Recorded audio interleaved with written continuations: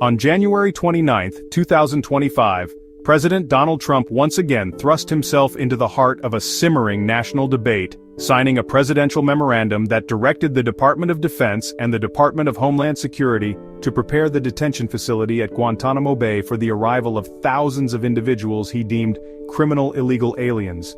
This move, coming just days into his second term, sent shockwaves through Washington and beyond, signaling a hardline approach to immigration enforcement and drawing immediate condemnation from human rights groups and international leaders.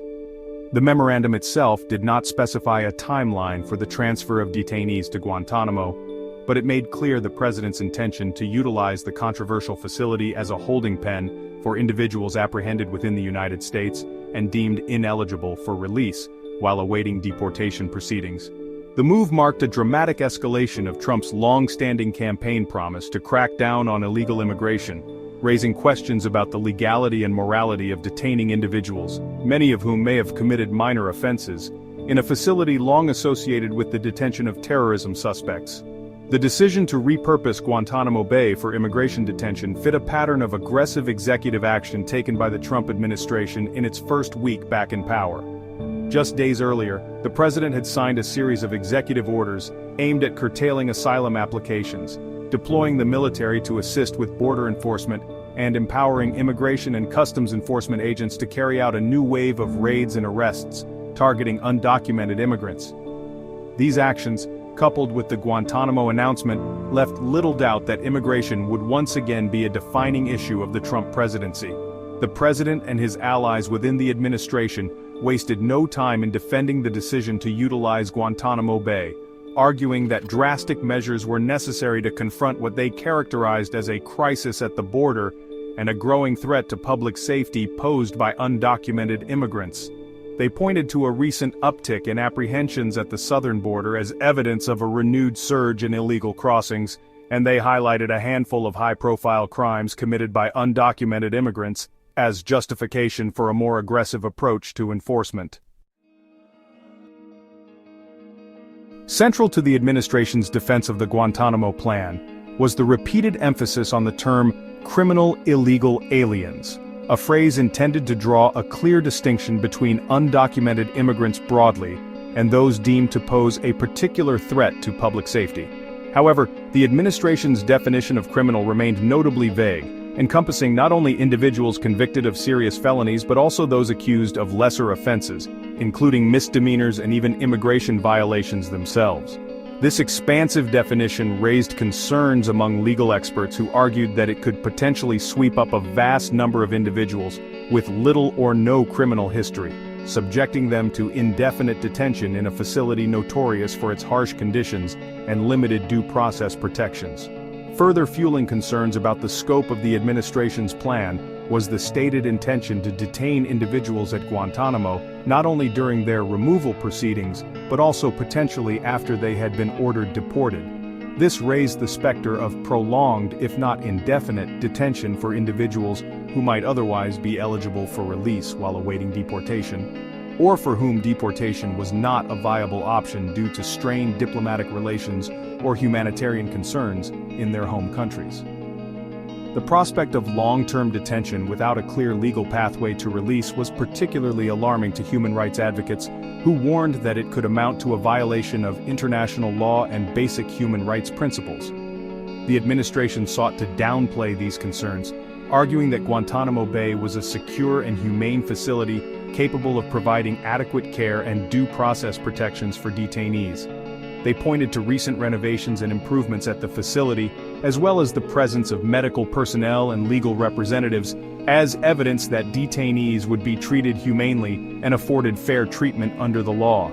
However, these assurances did little to assuage the fears of critics who argued that the very nature of Guantanamo, a remote military prison located on foreign soil, made it inherently unsuitable for the detention of civilians, particularly those accused of minor crimes or no crimes at all.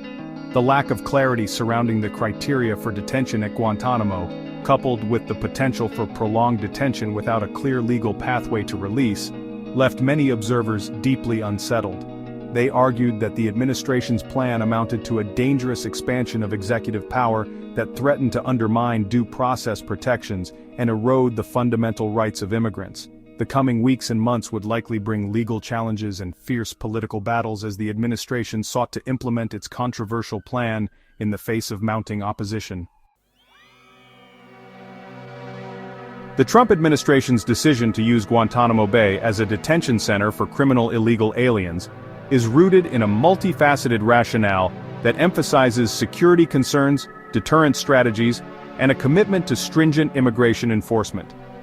The administration argues that the measure is necessary to protect American citizens from individuals deemed dangerous and to discourage future illegal immigration.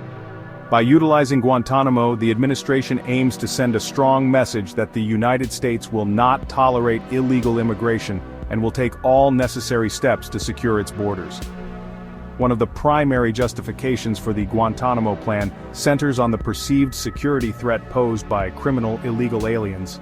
The administration argues that these individuals, by virtue of their past criminal activity, represent a heightened risk to public safety and must be detained to prevent them from committing further crimes within the United States. This argument often relies on anecdotal evidence, highlighting high-profile cases of crimes committed by undocumented immigrants to bolster the perception that they pose a disproportionate threat to communities across the country. Beyond the immediate security concerns, the administration also views the Guantanamo plan as a powerful deterrent against future illegal immigration.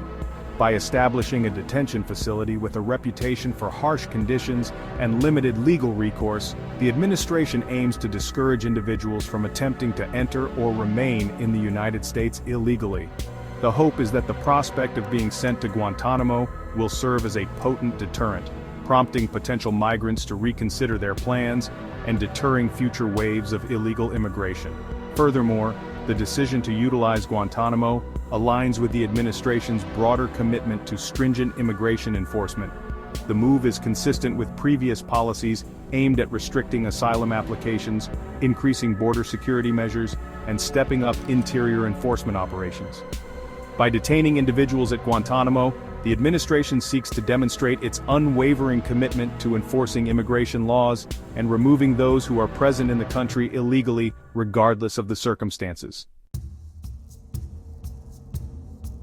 The Trump administration's decision to repurpose Guantanamo Bay for the detention of criminal illegal aliens has been met with swift and widespread condemnation from the international community. Human rights organizations, foreign governments, and legal scholars have denounced the move as a violation of international law, a betrayal of American values, and a dangerous escalation of the administration's already draconian immigration policies. The decision has further tarnished the reputation of the United States on the global stage and threatens to undermine its standing as a champion of human rights and the rule of law. One of the most vocal critics of the Guantanamo plan has been the United Nations, which has repeatedly called for the closure of the detention facility and condemned its use for the indefinite detention of individuals without trial. The UN High Commissioner for Human Rights issued a scathing statement denouncing the Trump administration's decision, stating that it sets a dangerous precedent and risks normalizing the use of a facility that has become synonymous with arbitrary detention and torture. The statement went on to urge the United States to reconsider its decision and to uphold its obligations under international law. The European Union has also expressed grave concerns about the Guantanamo plan, with several member states issuing statements condemning the move. The EU's High Representative for Foreign Affairs and Security Policy released a statement expressing deep regret over the decision, warning that it risks undermining the United States' moral authority and sends the wrong signal to the world. The statement also reiterated the EU's long-standing opposition to the death penalty and to the use of torture, both of which have been associated with the Guantanamo Bay detention facility. Beyond the condemnation from international organizations, the Trump administration's decision has also strained relations with key allies. Canadian Prime Minister Justin Trudeau, who has often sought to maintain a cordial relationship with President Trump despite their policy differences, broke with diplomatic protocol and publicly criticized the Guantanamo plan, calling it unacceptable and a step in the wrong direction. The Mexican government, which has been a frequent target of Trump's anti-immigration rhetoric and policies, also condemned the decision, stating that it violates the human rights of migrants and undermines the spirit of cooperation between our two countries.